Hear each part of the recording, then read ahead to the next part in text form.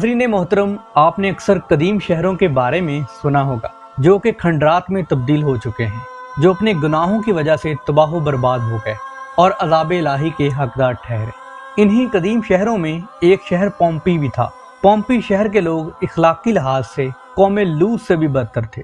दोस्तों, पोम्पी शहर के लोग किस गुनाह में मुब्तला थे, किस तरह वो शहर 15 मिनट के अंदर तबाह बर्बाद हो गया और कैसे हादसाती तौर पर 2000 साल बाद ये शहर दोबारा मंजर आम पर आया।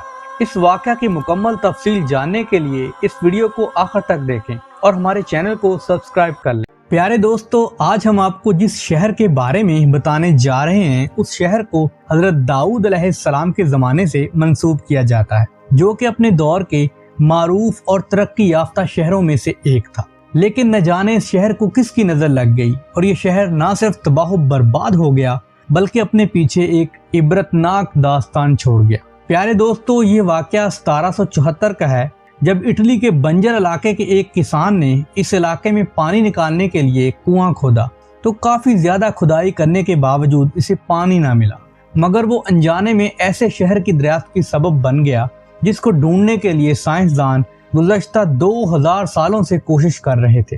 जब उसने उस कुएं को मजीद गहरा खोदा तो इसे अजीबो गरीब चीजें नजर आना शुरू हो गई। खुदाई के दौरान उसने महसूस किया कि इस कुएं से कुछ ऐसी चीजें बरामद हो रही हैं जिनको देखकर लग रहा है कि शायद नीचे कोई बस्ती आबाद रही हो। जब इस किसान ने इस वाक़े का जिक्र अपने इलाके के लोगों के साथ किया तो उन्होंने आसार कदीमा की टीम को बुला लिया।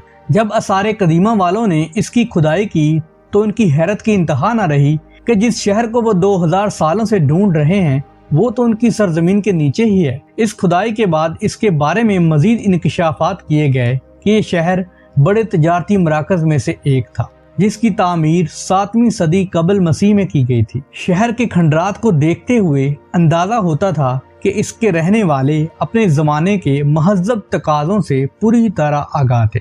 ये शहर, जो कि वक़्त के साथ साथ मुख्तलिफ बादशाहों के ज़ेर असर रहा, जब रोमन एम्पायर के ज़ेर तसल्लत आया तो इसने तरक्की की मनाजिल को बहुत तेजी से छुआ। इस शहर में बड़े बड़े थिएटर, मार्केट्स, तजारती मराकज कायम थे। इस शहर में सभी जदीद सहूलियात मैसर थी।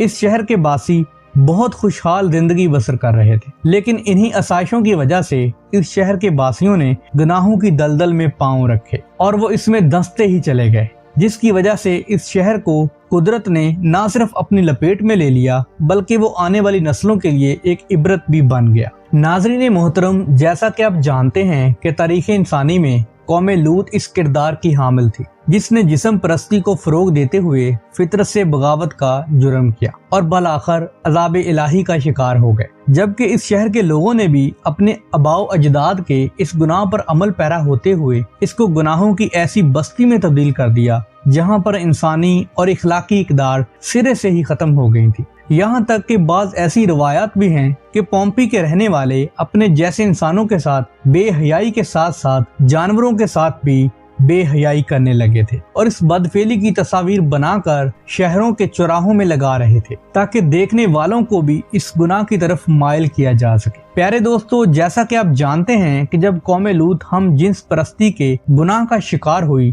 तो अल्लाह ने अपने हुक्म से उस पर पत्थरों की बारिश कर दी और वो लोग निशाने इबरत बनकर रह गए। मगर जब हम इस शहर की तारीख का मुतालिया करते हैं तो पता चलता है कि इस शहर के बशिंदे इस गुनाह में कहीं ज्यादा आगे निकल गए थे कि जिनकी औरतें भी मर्दों की तरह हम जिनसी की दलदल में धंस चुकी थी। यहाँ तक कि इनकी औरतें जानवरों और मासूम बच्चों के साथ भी सरेआम बेहयाई करने लगी थी। इस शहर के बारे में मुहक्किकीन का मानना है कि इसका हर दूसरा घर एक अयाशी का अड्डा था, जहां पर दूसरे इलाकों से लाई गई खूबसूरत लड़कियों को हवस परस्त मर्दों के सामने पेश करने का कारोबार किया जाता था। पोम्पी शहर में न सिर्फ गुलामों की बड़ी तादाद बल्कि शहर की अशराफिया भी इस घिनौने कारोबार का हिस्सा थी।